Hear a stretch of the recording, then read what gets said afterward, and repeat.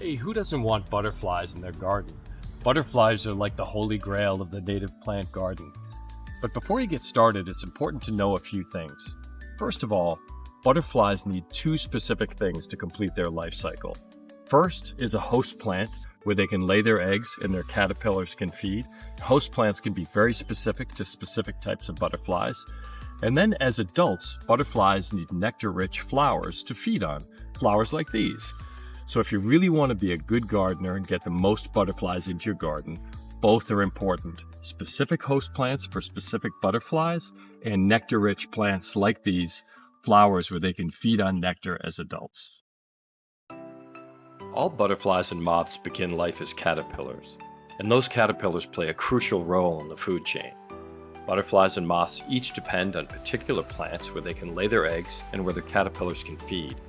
These are the native host plants they've co-evolved with over time. If we want to support butterflies and moths, we need to plant these hosts. Take the monarch butterfly.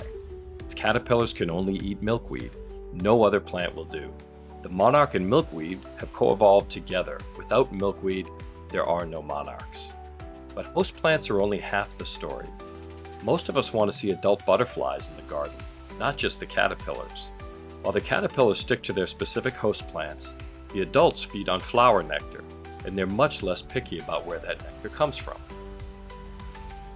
Just as an example, in my garden, I rarely see adult monarchs going for milkweed. They usually seek out nectar-rich plants like Joe pieweed, liatris, asters, and even non-native plants. Supplying good nectar sources is the real key to having more adult butterflies in the garden.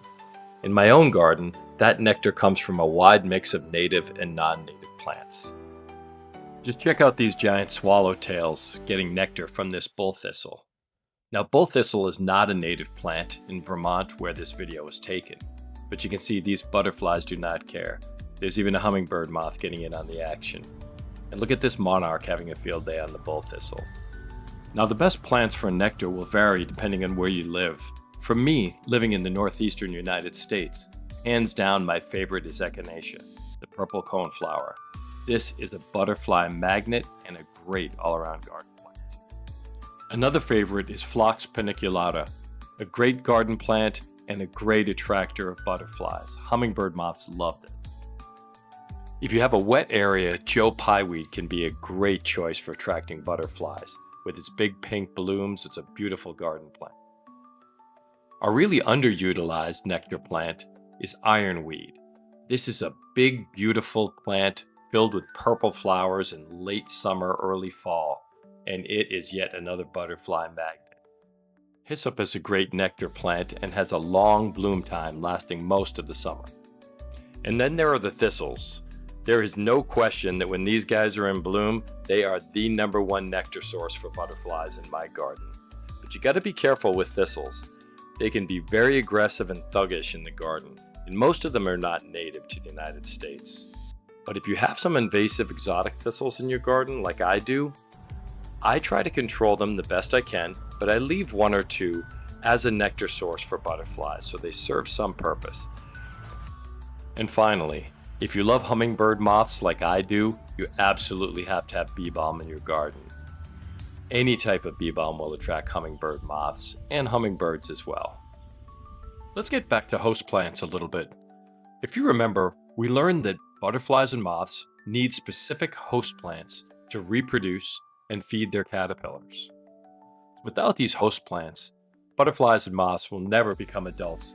The important thing to know about host plants is that most of the best host plants are actually not wildflowers, but trees and shrubs.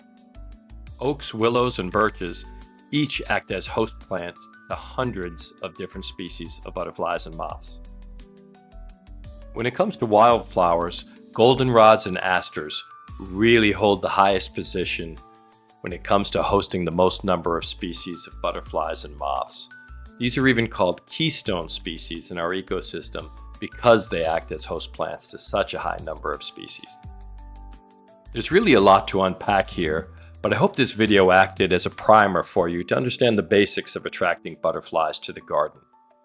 If you're concerned about a specific species of butterfly and you want to help it, the best way to do that is to find its host plant and introduce that into your garden.